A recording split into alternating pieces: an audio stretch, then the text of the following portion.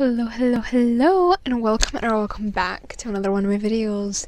Today we are officially at the last video of this year, which is actually genuinely insane to say, because that means that I have been posting on this channel consistently for almost a year.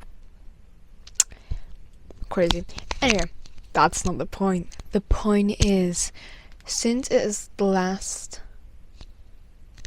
video of the year, I decided let's go through all my favorites and all my least favorite reads of the year. Now, this will not include my DNFs. My DNFs are a whole nother subject. I'm not gonna talk about them because I DNF'd them, so I don't think I can say that I really didn't like them, because who knows, maybe they would have gotten better.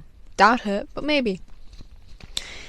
Anyway, these are in a random order. Genuinely just went on Storygraph, looked up my 5-star reads of this year, and we are going to talk about all of my favorites, my utmost favorites. Now, first up is Final Offer by Lauren Asher. I read this book in one day, which is insane because it's a 600-page long book. How I read it in one day? No clue. I've never read that many pages in a singular day when I wasn't doing a readathon challenge thing, because I just genuinely read for fun that many pages in one day. Crazy, but it is my favorite Lauren Asher book to date, I have to say. I read not all of her books. I still have a couple to get through, 2 I think, and then I'll be all wrapped up on every Lauren Asher book. But I did love Final Offer. I read it really quickly. I think I was going at about 120 pages per hour. Not even. I was speeding through it. But I had such a fun time. Again, 5-star read. I loved the characters in this. I loved the plot. I loved everything about this book. It was genuinely so good. I think this is the first book this year that wholeheartedly I would have given a 6-star rating to. I adored this book. It was so good. So good for no reason. Also, this video will not be including all of my rereads, which include the Shatter Me series and the Caraval series and Better Than the Movies and some other books. We're not including these. These are only books that I read for the first time this year. Next up is, I'm gonna say, Heartless Hunter. Heartless Hunter, amazing. This is the first book in the Crimson Moth series. Second book is coming out sometime in February, which I cannot wait. I'm very excited because this book, if you've read it, you know what it ends on, how it ends. That ending was not suitable for this book, and then having to wait until February. So this is actually such a good romantasy book. Romantasy. Yeah, I guess you can call it romantasy. I'm very excited to see what the second book brings, because there are a lot of things that need to be touched upon in the second book. Don't know if this is going to be more than 2 books. If it is, I think I'm going to cry having to wait for the next book. Hopefully it's just a nice quick duology. I love me a good duology. But yeah, I had a blast reading this book. This was so fun to read because, it just was. I didn't read it that quickly, but once I really got into it, it was really good. It was amazing, and it was beautiful, and it was so fun to read. I don't know what to say about books that I love so much. This is a weird thing. I don't know how to talk about books. But again, very good romantasy book. I had a blast reading it. The characters are amazing. I'm very excited to see where the characters go next book, especially the main female character. Especially excited to see where she goes, because a lot happened in book 1. And this is your sign to go read Heartless Hunter, or if it's called The Crimson Moth in your country, go read The Crimson Moth, because it's amazing. such a good book. Then I think we're gonna say Kingdom of Ash, which is obviously Throne of Glass, book 7. I had such a fun time reading this. And again, this is a 1,000-page long book. I read this in about 4 days. 4 days for a 1,000-page long book.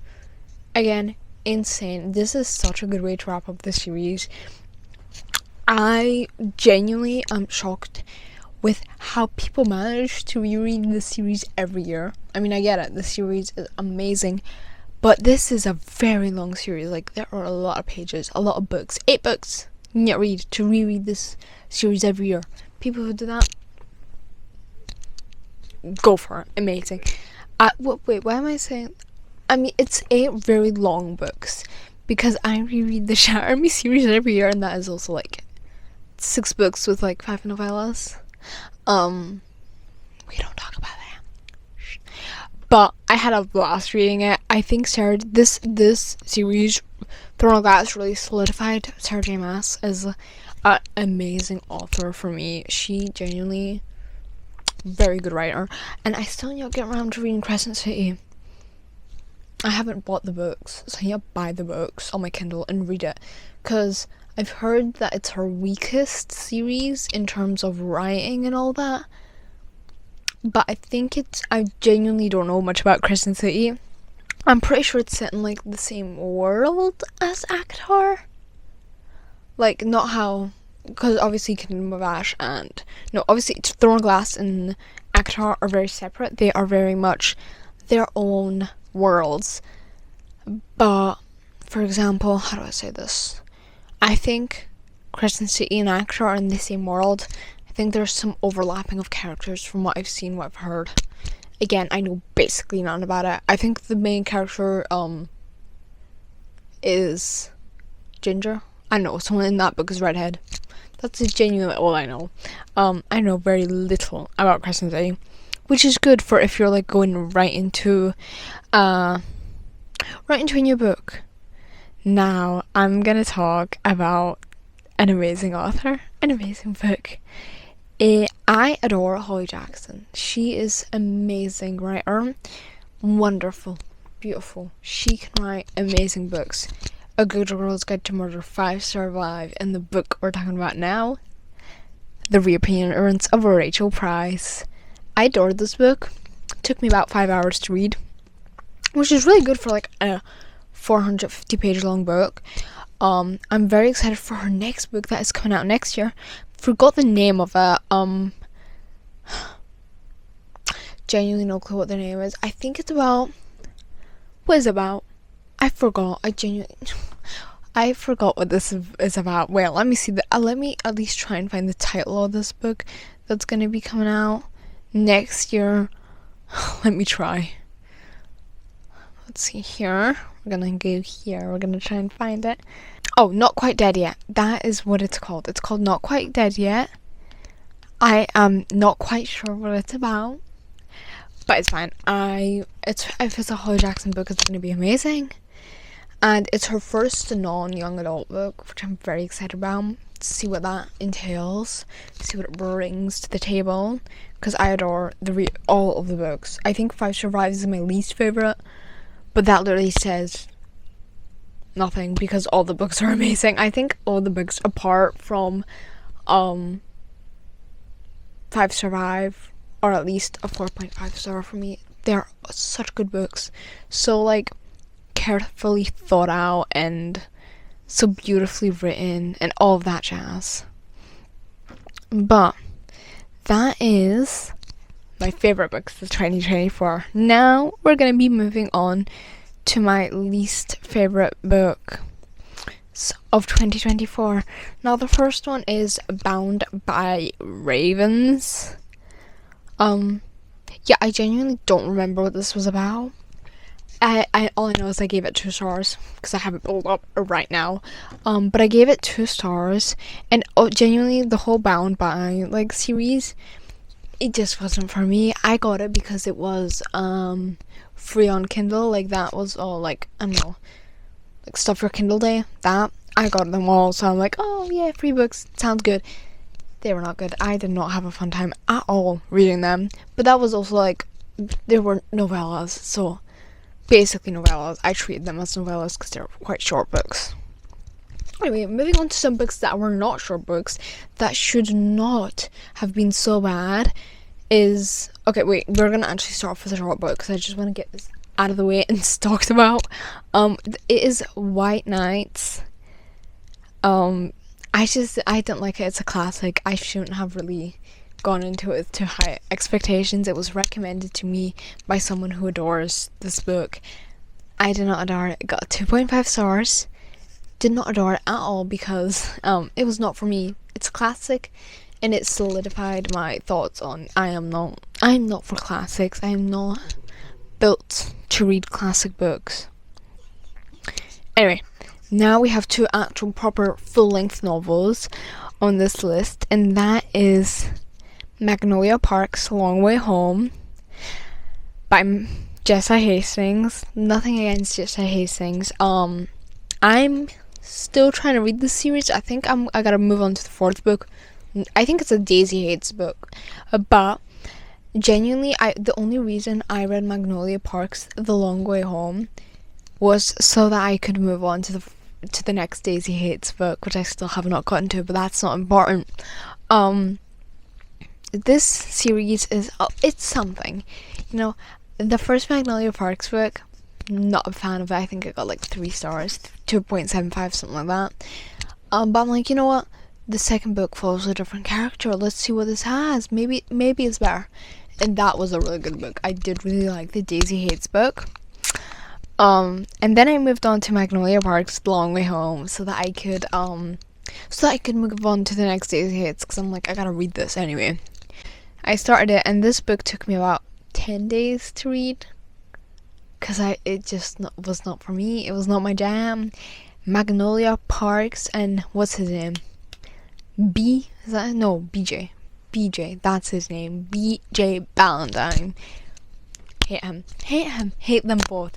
They're both so immature. And oh my god, I cannot even start.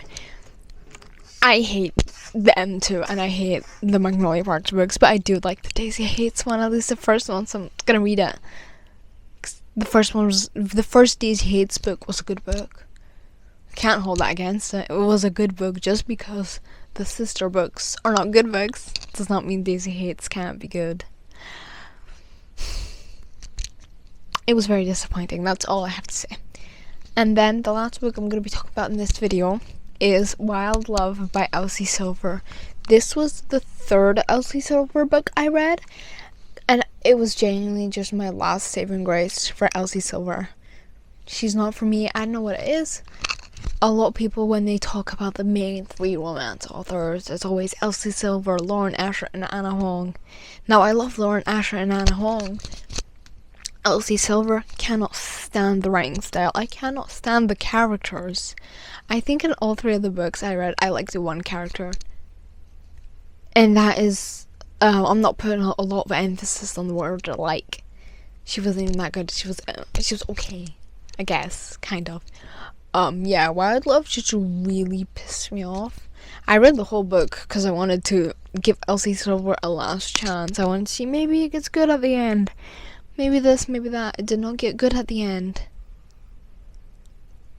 I did not like Wild Love. It was not for me, and that is fine. That is fine. We're gonna power through. So yeah, at least reassured that I am not someone who should be reading any Elsie Silver book, because it's not for me. But out of the 109 books, I want to say, yeah, out of the 109 books that I read this year, those were my favorites and my least favorites. But yeah, I would say I genuinely had a really good reading year. Most of the books I read, they were good. They were really good books, and I had a really fun time. But yeah, I don't have much else to say about the other books. Other books, not the best, and not for me, and that is okay. So yeah, those were all the books I read this year. I am very happy that I read them because they were good for the most part. For the most part, they were good, and I had a fun time reading them. And I'm very excited for next year because there are a lot of new book releases that I'm very excited for.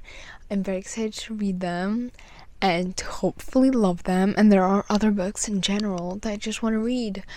For example, like I said, Crescent City, that series, I feel like I'll really like it. I want to read... What else do I want to read? I don't know.